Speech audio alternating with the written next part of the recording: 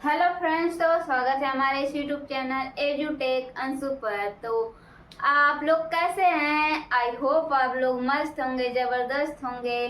तो आज इस वीडियो में हम लोग पढ़ेंगे मधुमक्खी में लिंग निर्धारण क्रिया विधि। ठीक है, इस वीडियो में स्टार्ट करेंगे।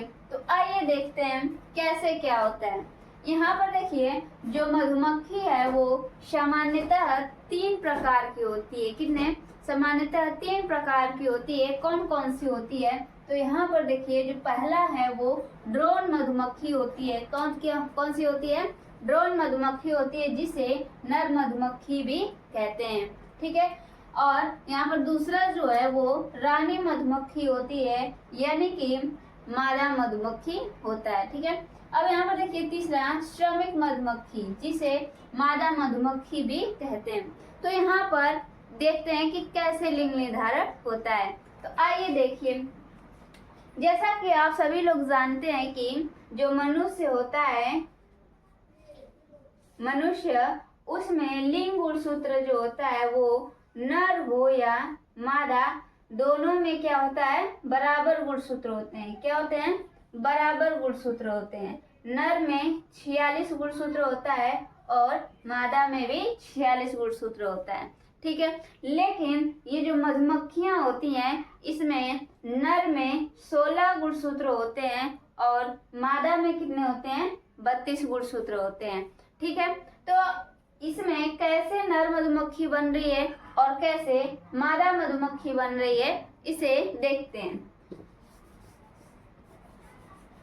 ठीक है, अब यहाँ पर देखिए मधुमक्खी हो गई। मधुमक्खी, यहाँ पर देखिए मधुमक्खी जो है 3 प्रकार की होती है।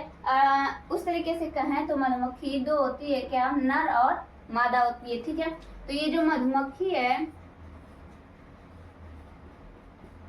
मधुमक्खी मुख्यतः 2 होती हैं। ठीक है, कितने? 2। पहला हो गया नर, दूसरा हो गया मादा। ठीक है, नर में गुणसूत्र की संख्या कितनी होती है? 16 होती है और मादा में गुणसूत्र की संख्या 32 होती है। ठीक है, नर में गुणसूत्र की संख्या 16 होती है और मादा में गुणसूत्र की संख्या 32 होती है। ठीक है, अब इसमें युग्मक में बदलने के लिए क्या होता है? विभाजन होता है। कौन सा विभाजन होता है? तो यहाँ पर देखिए, जो इसमें विभाजन होगा नर में, यानी कि ये जो विभाजन होगा इसमें क्या होगा? कौन सी विभाजन? समसूत्री विभाजन होता है। कौन सी विभाजन? समसूत्री विभाजन होता है। समसूत्री विभाजन होने के कारण जो युग्मक में गुणसूत्र आते हैं वो संख्या कितनी होती है? 16 संख्या होती है। ठीक है, समसूत्री विभाजन होने के कारण जो गुणसूत्र की संख्या होती है, युग्मक में आने वाली गुणसूत्र की जो संख्या होती है वो कितनी होती है? 16 होती है। क्लियर है यहाँ तक? अब यहाँ पर जो मादा गुणसूत्र है, यानी कि मादा जो गुणसूत्र है, उसमें संख्या होती है कितनी? 32 होती है। जब इसका विभाजन होता है तो यह आधा आधा में बढ़ जाता है, यानी कि इसमें कौन सा विभाजन होता है? अर्धसूत्री विभाजन होता है। कौन सा विभाजन? अर्धसूत्री विभाजन होता है। ठीक है, जब अर्धसूत्री विभाजन होगा तो यानी कि 32 का आधा आधा हो जाएगा। तो 32 का आधा कितना होगा? 16, और इस 32 का आधा होगा 16। क्लियर है यहाँ तक? ये क्या है? युग्मक है। ठीक है, क्या है? युग्मक है। ये नर युग्मक हो गया, ये मादा युग्मक हो गया। क्लियर है? जब नर और मादा मिलते हैं, नर का युग्मक मिलता है और मादा का एक युग्मक मिलता है, तो क्या बनता है? 32 गुणसूत्र हो जाते हैं। जब 32 गुणसूत्र हो जाते हैं तो 32 गुणसूत्र किसमें होता है? मादा में होता है। ठीक है, तो जब 32 गुणसूत्र हो जाएगा तो यह क्या बन जाएगा? मादा बन जाएगा।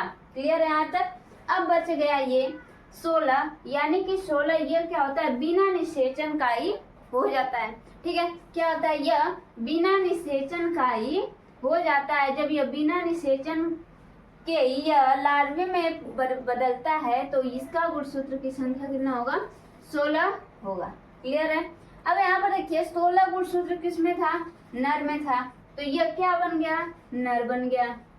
क्वेश्चन आएगा, नर मधुमक्खी किस निषेचन द्वारा होता है? तो नर मधुमक्खी जो होता है अनिषेक जनन द्वारा बनता है। क्लियर है? यहाँ पर अनिषेक जनन,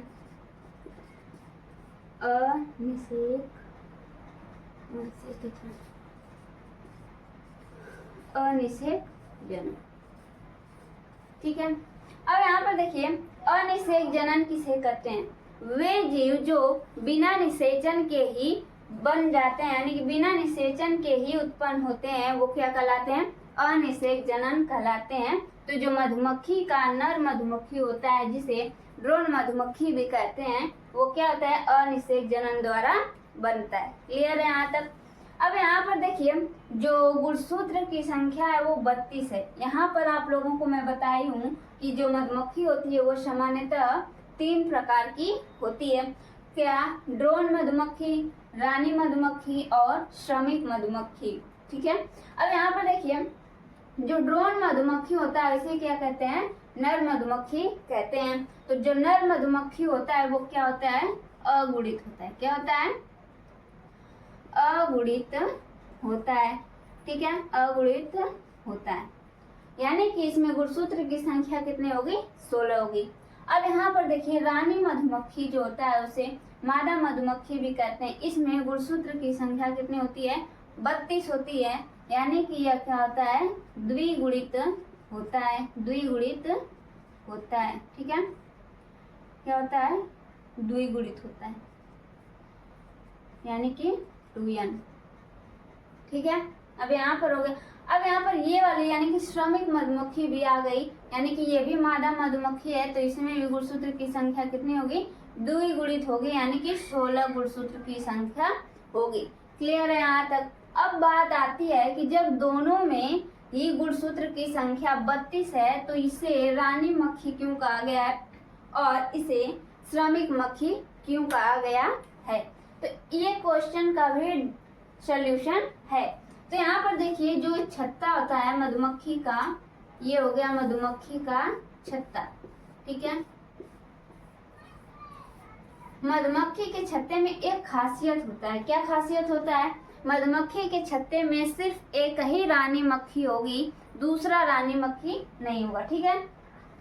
एक मधुमक्खी के छत्ते में सिर्फ एक ही रानी रहती है, सिर्फ एक ही रानी मधुमक्खी रहती है और बाकी ड्रोन मक्खी यानी कि नर मधुमक्खी होगा और श्रमिक मधुमक्खी होगा। लेकिन क्वेश्चन यहाँ पर था ये कि जब रानी और श्रमिक मधुमक्खी में 32 गुणसूत्र हैं तो इन दोनों का नाम अलग अलग क्यों है? क्यों? क्योंकि जो रानी मधुमक्खी है इसे एक पोषण मिलता है, एक भोजन मिलता है। वो क्या होता है? वो होता है शाही जेली होता है। क्या होता है? शाही जेली होता है, जिसके कारण यह जनन करने में सक्षम होती है, ठीक है ना। क्लियर है यहाँ तक? रानी मधुमक्खी कैसे बनती है और एक छत्ते में रानी मधुमक्खी एक ही होती है, ठीक है। अब यहाँ पर देखिए जिस मधुमक्खी को शाही जेली नामक भोजन प्राप्त होता है वह रानी मधुमक्खी कहलाती है और वही जनन करने में सक्षम होती है। क्लियर है यहाँ तक? अब यहाँ पर बात आ गई श्रमिक मधुमक्खी, इसे शाही जेली नामक भोजन नहीं मिल पाता है, जिससे यह क्या होती है? जनन करने में असमर्थ होती है, ठीक है। जनन करने में क्या होती है? असमर्थ होती है और इसलिए इसे क्या कहा गया है? श्रमिक मधुमक्खी कहा गया है। क्लियर है यहाँ तक? ठीक है। इसे काम करने के लिए रखा जाता है इसमें। तो यहाँ तक समझ में आ गया हो? तो इस वीडियो में मधुमक्खी के लिंग निर्धारण के बारे में समझाया गया है। आई होप आप लोगों को समझ में आ गया होगा। अगर वीडियो